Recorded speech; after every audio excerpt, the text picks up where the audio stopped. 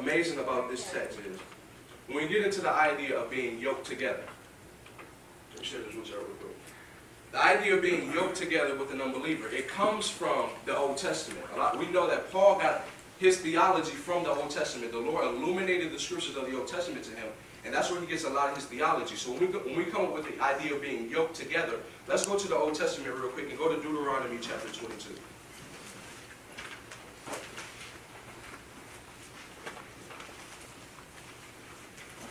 Now remember, the point that I'm making, and the first reason for this is it is totally irrational, and I'll show you why. 22 verse 10.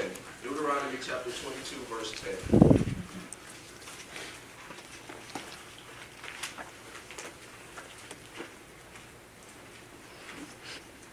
And it reads, he says, "Thou shalt not plow with an ox and a donkey together." So what that's saying is, and I can't, for the sake of time, I ain't going to give you the whole context, but the basic thing is that you should not yoke up an ox and a donkey together. What a yoke is, it's a harness that you put around two animals so that they can plow the ground together, right? So when God talks about us not being unequally yoked together with unbelievers, this is referred to back in the Old Testament. You should not plow the donkey with the ox. You might say, why?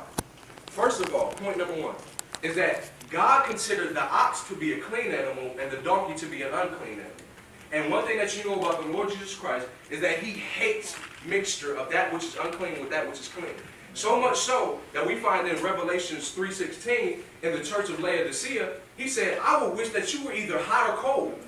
But if you be mixed up, if you be lukewarm, I will spit you out of my mouth." He hates mixing that which is clean with that which is unclean. So when you say that, okay, I'm going to just plow this donkey with this ox, and it's just going to work together. No. You're mixing a clean animal, and you're setting it beside an unclean animal, and God hates it. God hates it. Another reason why you can't put a donkey with an ox is because they're two totally separate animals. They have two totally separate temperaments. They have two totally separate natures. So what I'm saying is that when the donkey wants to go left, the ox wants to go right. When the donkey says, "I'm tired," the ox said, "No, I'll keep going," because he's stronger. So they have two totally separate natures. Literally, if you try to plow a donkey with an ox and you try to harness them and yoke them together, it is irrational. Why? Because they will not plow a straight line. They can't do it because they can't work together. They have two totally separate natures. They're different. Two totally different animals. So you say, how does that apply? Same thing with a believer and an unbeliever. If you try to yoke up a believer with an unbeliever, and whatever situation it is, whether it's ministry or a relationship or a lifestyle or it is worship or it is doctrine, they are two totally separate beings. Are we both human beings? Yes, we are. We have two totally separate natures, is what I'm trying to say. One is reborn according to the things of God. One is still loving the things of Satan. One loves sin and hates God. One loves God and hates sin. They're two totally separate beings. They're different. They can't work together. It's not going to work. How can you yoke up a believer with an unbeliever? You can't. So you said, what fellowship has righteousness with unrighteousness, and what communion has light with darkness? Once again, we get back to the same point is, it is totally irrational because they are totally different. It's not going to work. One thing about unrighteousness is you have to understand that unrighteousness is not just bad, and righteousness is just good. Unrighteousness looks at righteousness and said, "I'm purposed in my heart to go against you." So unrighteousness is purposeful evil. Purposeful. You have to understand that we all know the things of God, whether you know the law of God or you don't have a Bible. Man is without excuse. They have a world that we look at, we can see that there's a God.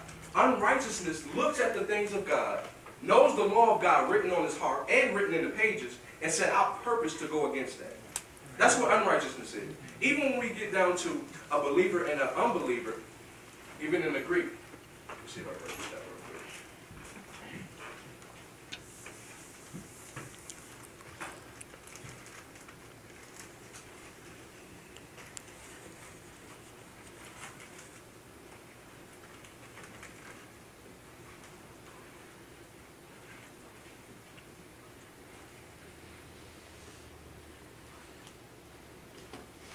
All right. When you get to the Greek and you understand the difference between pistos, which is a believer, which comes from the word pistis, which is faith.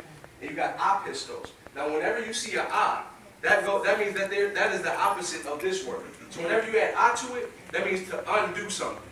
So when you got an unbeliever, that means he is purposed in his heart against the believer. How can they work together? They are not only are they separate, but one has purposed himself to set himself against the believer. You get my point? So it's not going to work. It's totally irrational. Let me give you reason number 2. The second reason is it is sacrilegious to do so. That's SACRILEGIOUS. Sacrilegious. That means to profane something that is holy. It literally means to steal. It literally means to steal. But in application, it means to profane that which is holy. It means to go against that which is holy. So let's read verses 15 and